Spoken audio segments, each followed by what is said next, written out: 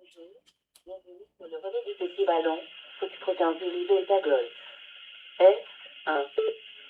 Au revoir, à bientôt. Bonjour tout le monde, bienvenue sur cette nouvelle vidéo. Aujourd'hui, je vais vous présenter le dernier Retevis, le RA89R. Donc en fait, le RA89R, c'est une version modifiée du RA89 que je vous ai déjà présenté dans mes vidéos. Donc je les mets l'un à côté de l'autre pour vous donner un petit aperçu. On voit que le RA89R est un petit peu plus haut là. On voit la différence, un petit peu plus haut, et l'écran est un petit peu plus grand également. Voilà pour quelques améliorations, et c'est pas la seule amélioration qui a été apportée sur cette radio. Je vais donc vous présenter cette radio en détail et vous présenter les principales caractéristiques tout de suite.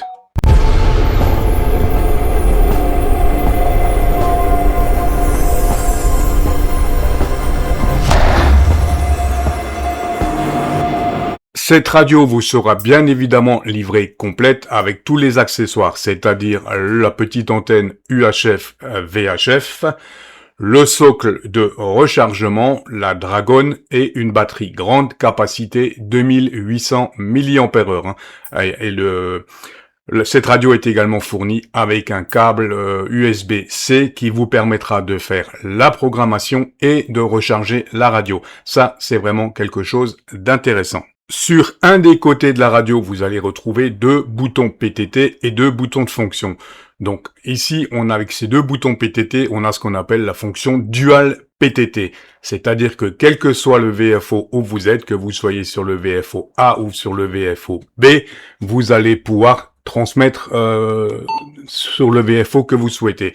Là, je suis sur le VFO A. Si j'ai un signal sur le VFO B, j'appuie sur le PTT-B, je transmets sur le VFO B. Ça, c'est quelque chose d'assez intéressant sur cette radio. Donc, la fonction Dual PTT. Donc, on a un écran, comme vous le voyez, assez grand et assez lumineux. L'écran est plutôt sympa. Le poste en lui-même est plutôt correct, de bonne qualité, je trouve. Plutôt bien fait. C'est un poste qui est agréable à tenir en main, en tout cas. Donc, de l'autre côté classique, on aura une sortie PTT, donc micro, et ici, on a un port USB-C pour ça, c'est donc le port USB-C pour programmer la radio. C'est un des gros plus de cette radio, programmation par USB-C. Programmation, et le même câble va vous servir à recharger la batterie 2800 mAh sur le port ici avec le témoin de charge. Cette radio dispose également de la fonction Dual Band et Dual Standby.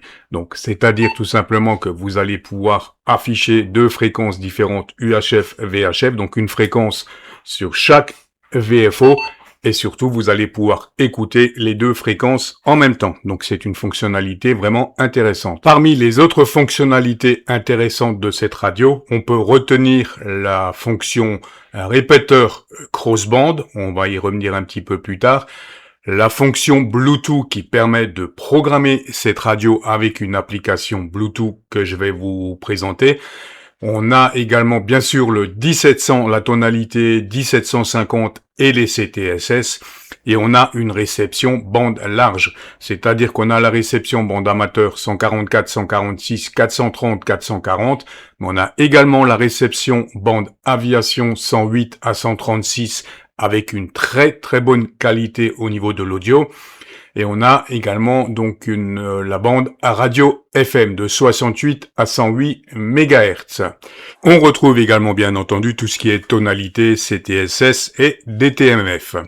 Cette radio dispose également d'une capacité de 200 canaux et à 3 niveaux de puissance. Normalement, c'est 1 watt, 2 watts 5 et 5 watts. Mais bien entendu, on va mesurer ça ensemble. On passe tout de suite à une petite prise en main de cette radio. Donc la prise en main est relativement simple et je vais vous présenter les principaux menus. Donc pour basculer d'un VFO à l'autre, c'est la touche A, B, comme vous le voyez, A, B. Pour passer du mode VFO au mode mémoire, ça sera tout simplement la touche dièse radio, mémoire, VFO, tout simplement. Pour accéder au menu, c'est la touche verte fonction. Donc, j'accède au menu et je me déplace avec les flèches ici.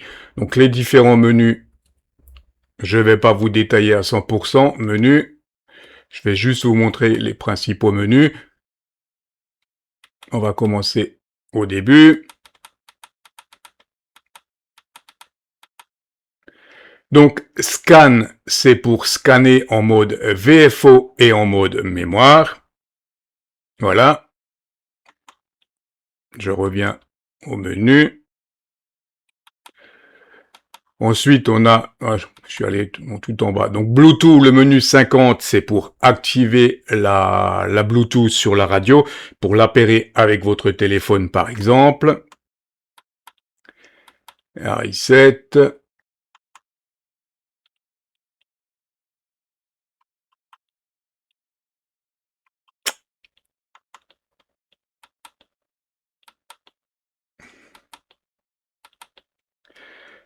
Les menus 44 à 46, ça va vous permettre de programmer les deux touches de fonction sur le côté.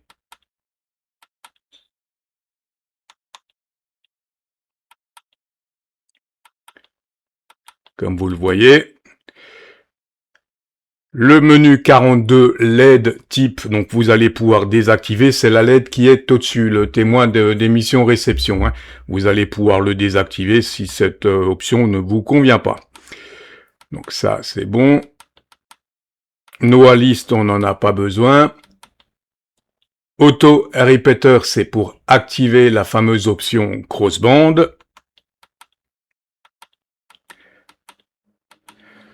Donc ce sont des menus assez classiques, assez simples, hein, comme vous pouvez le...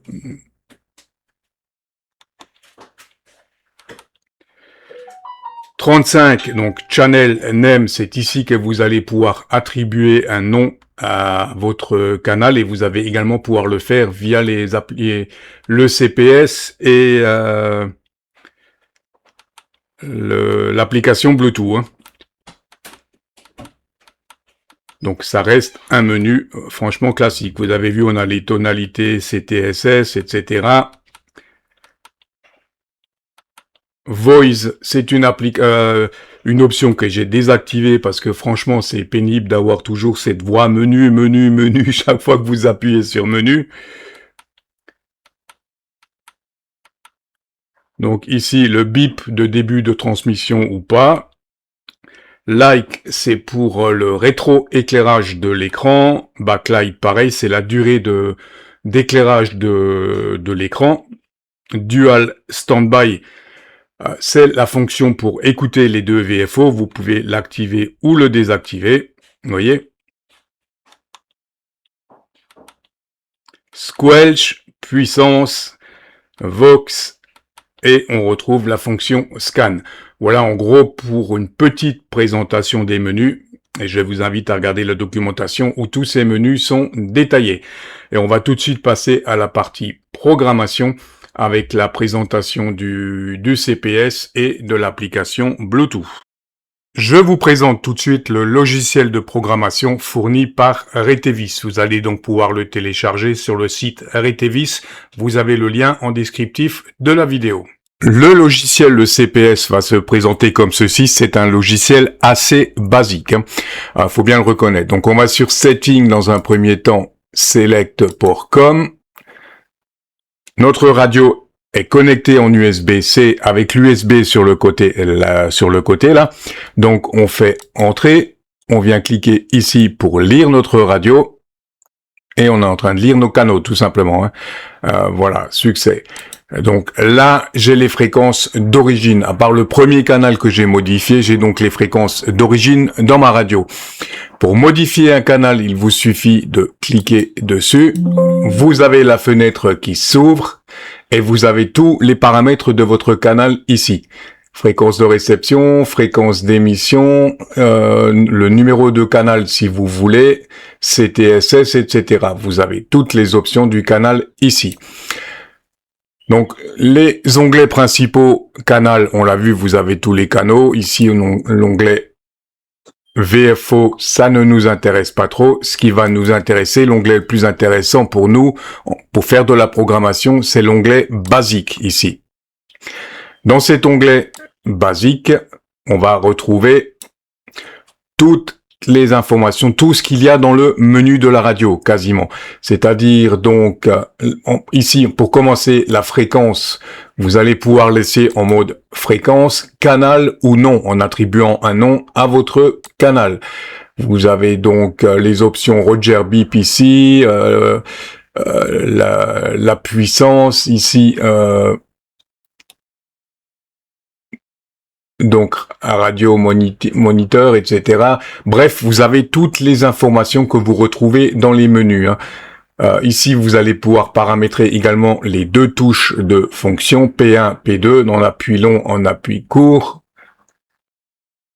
les options scan, etc. Donc, c'est à partir d'ici, CTSS également, que vous allez régler tous les paramètres de vos différents canaux. Ça, c'est la partie CPS sur ordinateur. Personnellement, je le trouve pas trop top, ce logiciel, et je vais vous montrer tout de suite la façon de programmer cette radio en Bluetooth. Donc, bien sûr, une fois que vous avez fini votre programmation, je vous montre quand même, donc, sur le logiciel ici, que vous avez édité vos canaux, que vous avez les canaux que vous voulez, vous cliquez tout simplement sur Write. Write et automatiquement, comme vous le voyez, PC Write, on envoie les données dans la radio. Succès. OK. Voilà. Ça, c'est pour la partie CPS sur l'ordinateur et on passe tout de suite à la partie programmation avec l'application Bluetooth. On passe tout de suite à la présentation de l'application Bluetooth. Je mets à votre disposition les deux QR codes à flasher pour télécharger l'application, en fonction du type de téléphone que vous avez. Donc, vous flashez ce QR code pour installer l'application.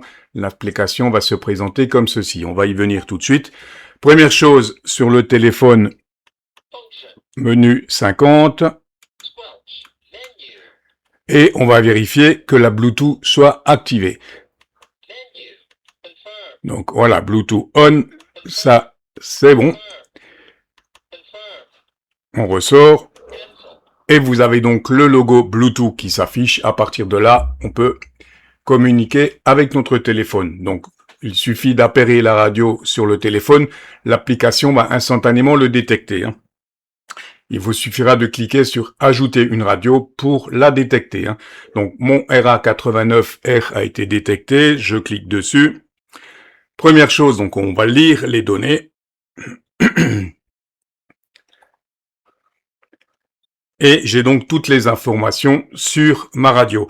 Donc les réglages de base, ça va être le squelch, ça va être la durée de l'affichage, etc.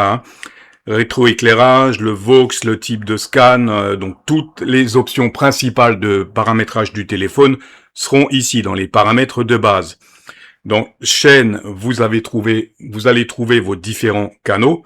Donc le premier canal que j'ai programmé, fréquence de réception, fréquence d'émission avec un shift. Je lui ai donné un nom et ce nom, on le retrouvera dans la radio, bien évidemment. Donc pour programmer un canal, vous sélectionnez le canal tout simplement. Donc je vais mettre une fréquence simplex. 100. Ah oui, il faut supprimer chaque fois par contre. 145, ça c'est bon. 250.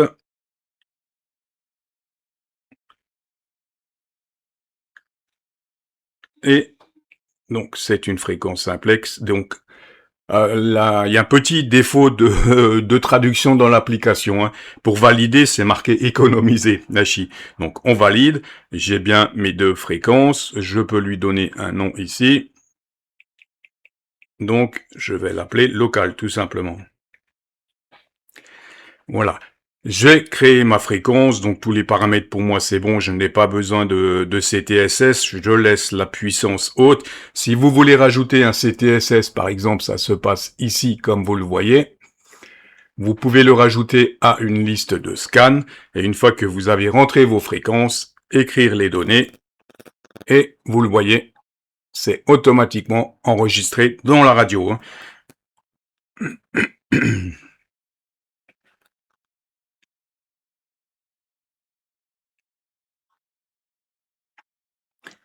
On revient en arrière. Donc ici, vous allez retrouver VFO, les paramètres des deux VFO, mais ça, je préfère ne pas y toucher. Signalisation, c'est pour les signaux DTMF, comme voilà. Et ici, ce qui est très intéressant, vous allez pouvoir créer également une liste de radios FM. Voilà, puisque je vous rappelle que cette radio est une radio UHF VHF qui couvre de 144 à 146, mais qu'elle couvre également la bande aviation et la bande à radio FM à partir de 60 mégas, de 60 mégas à 108 mégas, je crois, en FM. Hein. Donc voilà, ici, donc, enregistrer les données, vous allez pouvoir enregistrer votre programmation. Donc, en cas de souci, c'est assez intéressant parce que vous aurez toujours votre programmation disponible sur votre téléphone. Voilà pour la petite prise en main de cette application Bluetooth qui est géniale et qui fonctionne parfaitement bien. Comme on l'a vu dans les caractéristiques techniques de cette radio dispose d'une fonction crossband. Donc petit rappel, qu'est-ce que c'est que cette fonction crossband?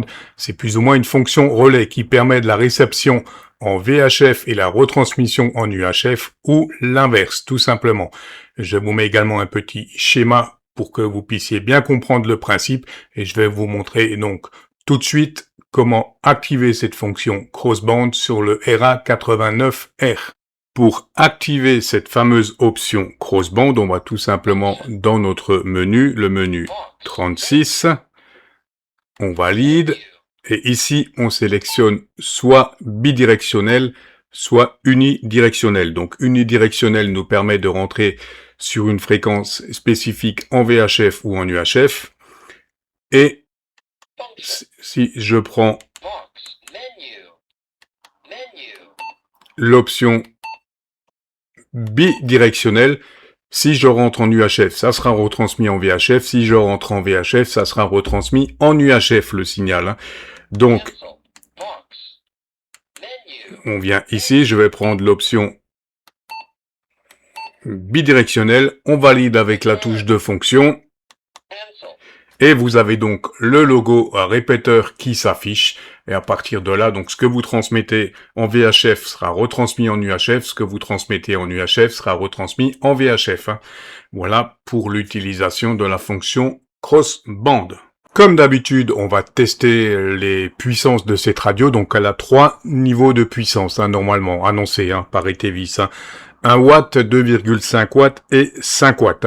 Ce sont les niveaux de puissance annoncés, donc on va mesurer ça tout de suite. Et on commence en low, comme vous le voyez, en petite puissance, donc je suis censé avoir 1 watt. Donc on va voir ça tout de suite. Donc j'ai effectivement 1,15 watts, hein, à peu près. Hein. Je passe en puissance intermédiaire. Power. Intermédiaire. Donc là, je suis censé sortir 2 watts et demi. Donc j'ai bien les 2 watts 5, à peu près 2 watts 32, ouais bon, on va dire qu'on a les 2 watts 5. Et on passe en grande puissance tout de suite où on est censé avoir 5 watts. Donc toujours pareil, power. Et je passe en high. Je valide. Donc je suis bien en high et on va tout de suite voir ce qu'il nous annonce. Donc j'ai bien mes 5 watts, bon ça varie un petit peu, mais j'ai bien mes 5 watts de sortie en VHF, en grande puissance. Hein. Et on va faire la même mesure inversement, donc on part en UHF. Donc je vais taper 435 par exemple. Non.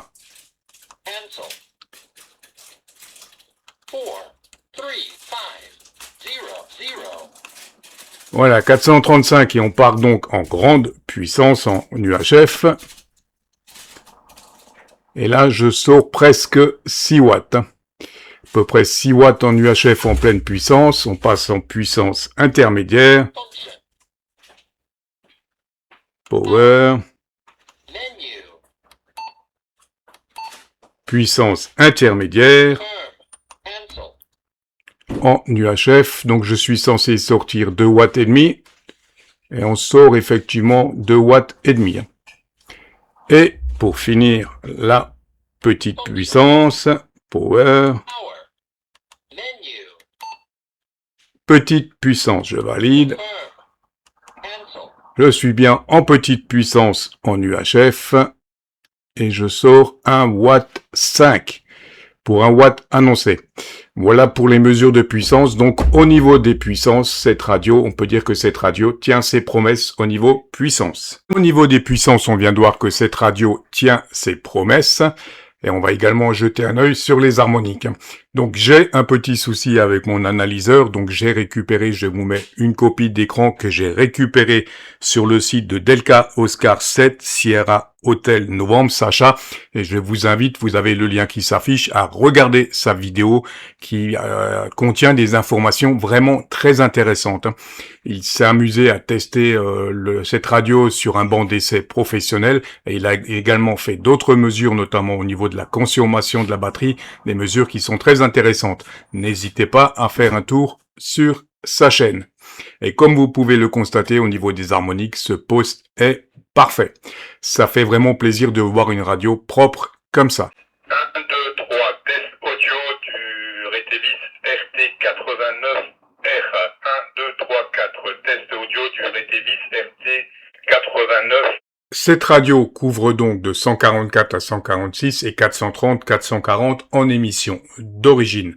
Mais bien sûr, comme toutes les radios RTVIS, il y a la possibilité de l'ouvrir.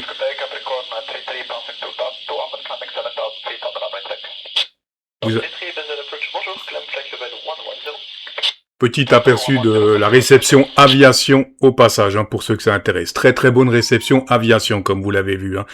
Donc je disais donc, il y a moyen de bien sûr d'ouvrir cette radio en fréquence. C'est relativement simple sur cette radio. Donc on éteint la radio et on vient appuyer simultanément sur la touche de fonction du bas et sur la touche 7 du clavier. Donc la touche de fonction, la touche 7 et j'allume la radio. Et vous avez donc cet écran qui apparaît. À partir de là, vous sélectionnez la bande avec la flèche. Vous avez 3 options. Donc ça, c'est la version radioamateur 146, 430, 440. Vous avez cette option-là. 144, 148, 430, 440.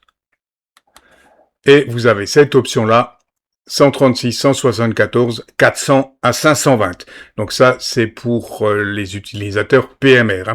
Voilà, je vous livre cette manipulation juste à titre d'information. Voilà pour l'ouverture en fréquence. Donc une fois que vous savez sélectionner la bande qui vous intéresse, il suffit de valider avec la touche fonction.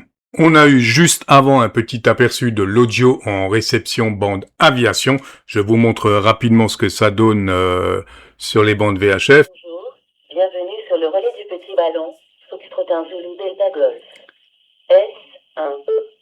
Voilà, donc comme vous l'avez constaté, on a vraiment un audio de qualité.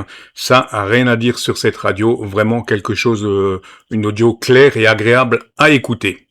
On arrive donc au bout de la présentation. Au revoir, à bientôt.